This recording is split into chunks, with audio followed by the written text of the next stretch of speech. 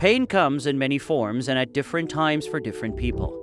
Over time, some have met it with silent resignation, others with cries that could shatter the sky.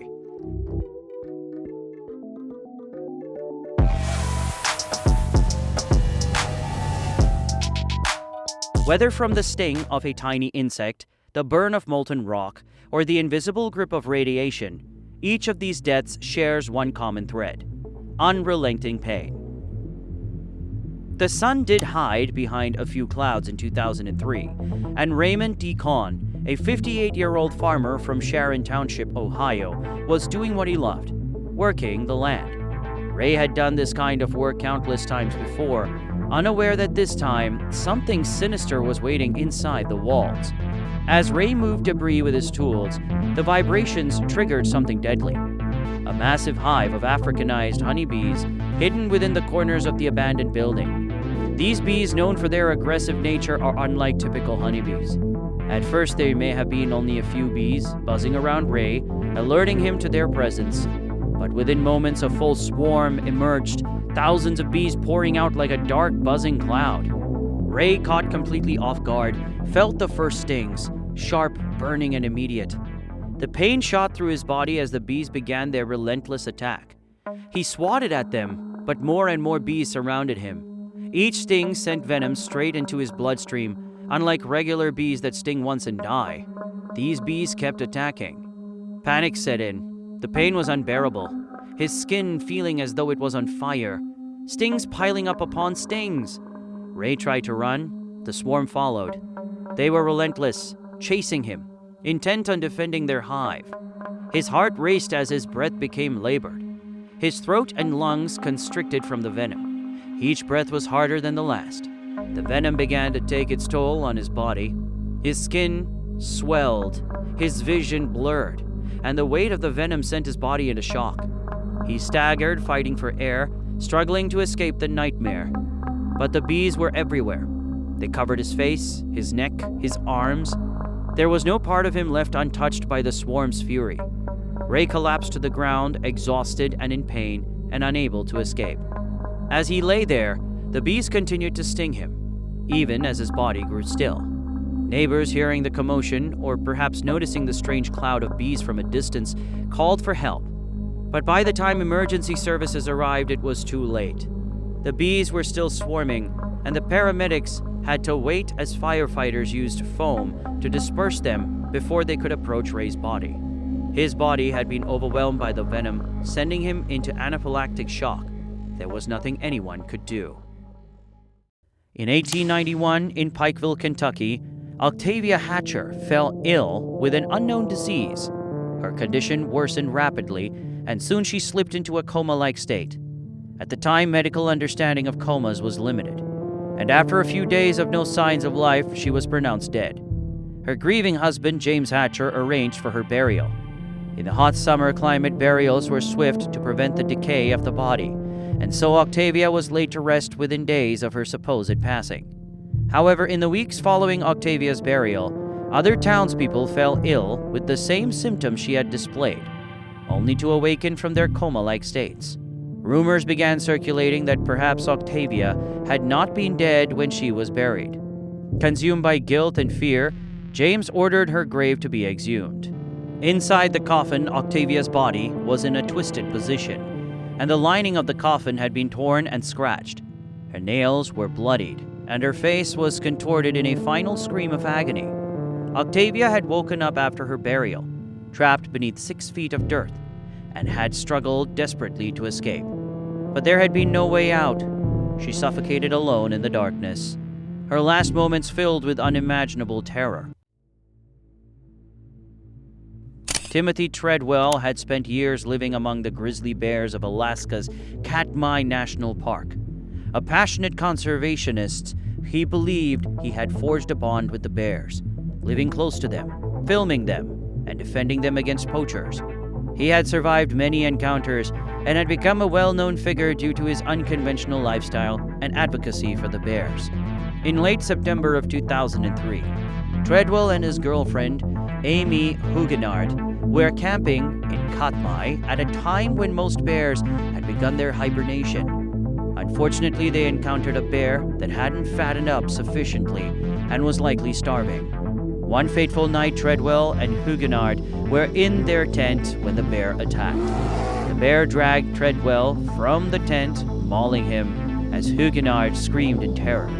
Desperately, she tried to save him, but could only watch in horror as the grizzly crushed Treadwell's skull with a single bite.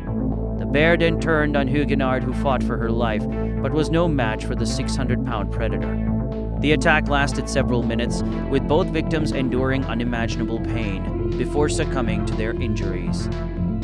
In 79 AD, the city of Pompeii was bustling with life when Mount Vesuvius erupted without warning. The volcanic eruption was one of the deadliest in history, and those caught in the path of the pyroclastic flow had little chance of survival. The heat from the eruption was so intense that it instantly killed anyone in its path, scorching their bodies and suffocating them as they tried to flee. The people of Pompeii experienced unimaginable pain as the searing heat and toxic gases engulfed them. They were cooked alive, their flesh vaporized in an instant, while others died from asphyxiation as the ash filled their lungs. The city was buried under meters of volcanic debris, preserving the haunting final moments of its people in terrifying detail. The Chernobyl nuclear power plant in 1986 in Ukraine experienced a catastrophic explosion, releasing massive amounts of radiation into the atmosphere. The immediate aftermath of the disaster saw firefighters and plant workers exposed to lethal doses of radiation as they attempted to contain the fire. These men, often referred to as the Chernobyl liquidators, paid the ultimate price for their bravery. One such man was Vasily Ignatenko, a firefighter who arrived at the scene shortly after the explosion. He and his fellow firefighters were exposed to extremely high levels of radiation without any protective gear. At first they felt nothing, but within hours, the effects of acute radiation symptom began to manifest. Ignatenko's skin started to blister and peel away. His internal organs began to shut down, and he experienced excruciating pain as his body effectively disintegrated from the inside out. Over the course of 2 weeks, Ignatenko's condition deteriorated rapidly. His wife Lyudmila stayed by his side as he endured the agonizing effects of radiation poisoning. His hair fell out, his skin turned black, and his body became riddled with sores. In the final days, he could no longer move or speak. Ignatenko died a slow, agonizing death, his body completely ravaged by radiation. The ancient practice of being skinned alive was a form of execution used to inflict maximum pain and suffering on its victims. One of the most notorious examples comes from the reign of Ashurbanipal, the king of Assyria, who was said to have ordered his enemies skinned alive as a form of punishment. James had been bound tightly, his arms stretched above his head, and his legs lashed to a wooden post. The desert sun beat down on him, and his captors approached, their eyes cold and unfeeling. James knew what was coming. He had heard the stories, had seen the aftermath of such executions before. The first cut was deep, a sharp knife slicing through his skin with precise cruelty. The pain hit him immediately like a burning fire that spread across his body. The knife didn't stop. It moved methodically, peeling away his skin inch by inch. His nerves exposed to the air sent waves of excruciating pain through him with every touch of the blade. James screamed, his voice hoarse from the effort, but his captors didn't care. They worked with cold precision, peeling the skin from his arms and chest. Blood poured from the open wounds. Every nerve was on fire, every muscle twitching as his body fought against the horror being inflicted on it. As the knife moved down his legs, the pain only intensified. His skin hung loosely from his body, and the air itself seemed to sting as it hit the raw flesh underneath. James begged for death, for the pain to end, but his captors weren't finished. His body shook uncontrollably, his muscles twitching as his nerves fired off in every direction.